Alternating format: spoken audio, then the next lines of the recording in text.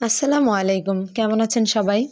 আপনাদের মাঝে নিয়ে চলে এসেছি খুব সুন্দর একটা টুকরো কাপড় দিয়ে বেবি ড্রেস। আপনারা টুকরো কাপড়ের ড্রেসগুলো খুবই পছন্দ করেন আমাদের আপুদের জন্য। আমি আবারও নিয়ে চলে আসছি। আপুরা দেখলে অনেক খুশি হয়ে যাবেন, মানে ড্রেসটা এতটা কিউট হয়েছে, মানে আমি নিজেই দেখে অবাক। ফাইনাল লুকটা খুবই সুন্দর হয়েছে, সবাই অবশ্যই দেখে যাবেন। দেখতে পাচ্ছেন আমি কিভাবে কি করছি। সুন্দর করে আপনার এই পাইপিংটা করে নিব গলায়। গলায় পাইপিংটা করে ছোট ছোট করে কেটে কেটে নিব। কেটে নেওয়ার পরে পাইপিংটার উপর আমরা সুন্দর করে আরেকটা ভাঁজ দিয়ে চাপ সেলাইটা দিয়ে দিব। আর সবসময় অবশ্যই চেষ্টা করবেন আপনারা সবসময় পাইপিংটা বাঁকা কাপড় দিয়ে দিতে। বাঁকা কাপড় দিয়ে পাইপিং দিলে আপনার পাইপিংগুলো খুব সুন্দর ফিনিশিং আসে। এই দেখতে পাচ্ছেন আমার পাইপিংটা হয়ে গেল। হয়ে যাওয়ার পর এখন আমরা চেনটা লাগাবো। চেনটা লাগিয়ে নিতে হবে। বাচ্চাদের ড্রেসে চেন না দিলে হয়ই না, কারণ বাচ্চারা পরতে চায় না, বিরক্ত বোধ করে। তো সেক্ষেত্রে চেনটা দিলে মানে সুন্দরও দেখা যায় আর বাচ্চাদের পরার ক্ষেত্রেও সুবিধা। আপুরা বলে অনেক স্পিডে দেই, এবার একদম স্পিড একদম কমায় দিছি। অবশ্যই দেখলেই বুঝতে পারবেন কিভাবে কি করছি। একদম নতুন যারা তারা দেখলেও পারবেন। দেখেন চেনটা সুন্দর করে লাগিয়ে নিলাম। নেওয়ার পর আমার পাইপিংটাও হয়ে গেল। এখন মাঝখানে জোড়া লেগেছে দেখতে পাচ্ছেন।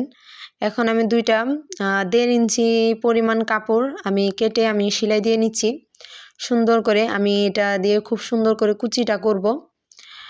দেখেন আমি চিকন করে সেলাইটা করে নিয়ে দেখেন কুচিগুলো করে নিচ্ছি আমি।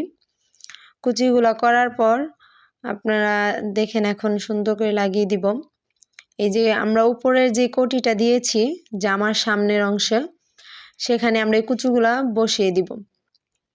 মানে এটা খুবই সুন্দর লাগে। পুরোটা লাগিয়ে নেওয়ার পর এখন আমরা আরেকটা কোটি, সেটাও আমরা সেম একই নিয়মে করে ফেলব। করার পরে দেখবেন খুব সুন্দরভাবে, মানে দেখতে খুব ভালো লাগে আর কি।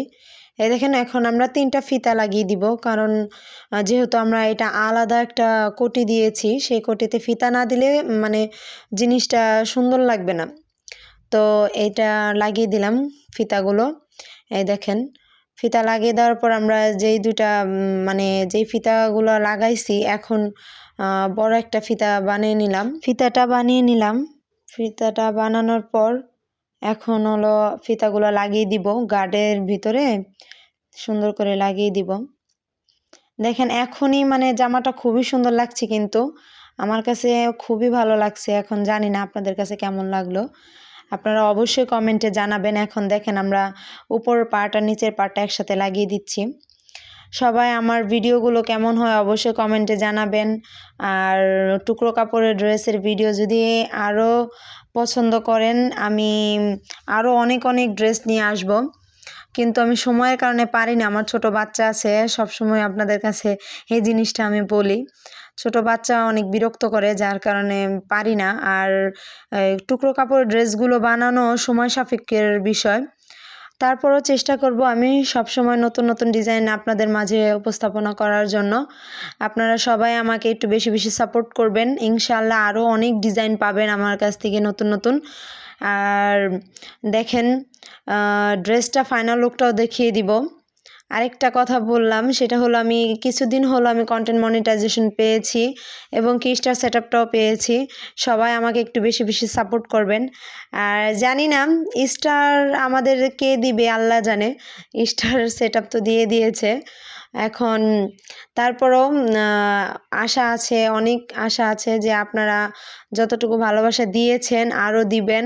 হ্যাঁ, আপনাদের পাশে থাকলে আমি অবশ্যই অনেক দূর এগোতে পারবো। সবাই ইনশাআল্লাহ সবাই সবাইকে সাপোর্ট করব এবং কি সবার পাশে থাকার চেষ্টা করব। দেখছেন কি সুন্দর হয়েছে না জামাটা? কেউ বুঝতেই পারবে না এটা টুকরো কাপড়ের জামা।